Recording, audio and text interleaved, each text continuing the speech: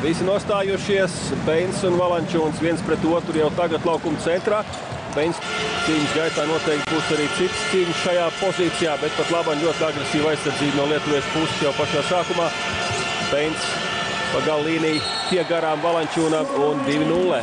Lietuvai nav Mantu Kalniešu un šos būtībā rezerves saspēles vadītājus jaunos, kas nav augstākajā līmenī vēl pārbaudīt arī Pilnīgi brīvs 3-punktu metiens, šoreiz gan par īsu.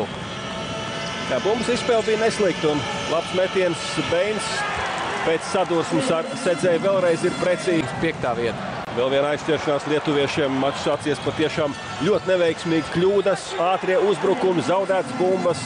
Ārons Beins gūst. Tas ar viltību būtu precīzam Seibutim un 6-13 joprojām gan. Tad pārliecinoši Austrijas izlases pārsvars un Beins aizvien ir neapturams. 10 punkti viņam jau. Jebkurā spēlē, jebkurā mirklī, ja vien nav beidzies un kaut kas liels izcīnīts vai uzvarēts, tad Sabonis ir redzams ļoti līdzīgās tādās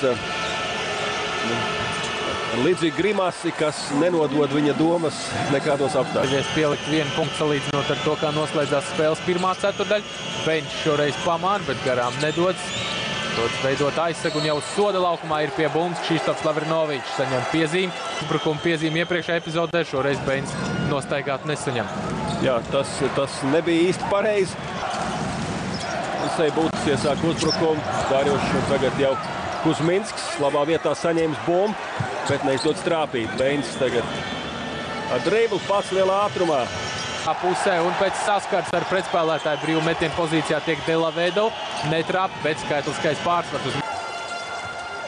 Andersam tikai 5 punkti, lai gan visai daudz viņš ir uzbrucis. No spēles izdarījis 7 metienus šeit.